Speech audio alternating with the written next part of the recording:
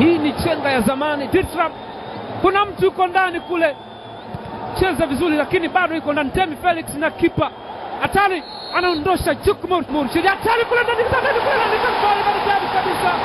Dani Ruben Lianga, huenda Mbeya City wasiamini kile kilichotokea, wakadhani hii ni drama katika uwanja wa Taifa, lakini haya ni maisha halisi. Dani Ruben Lianga anaandika kwenye laki la 3 katika nafasi ambayo sio kuotea, na anaweza kufunga bao zuri kabisa kwa taratibu.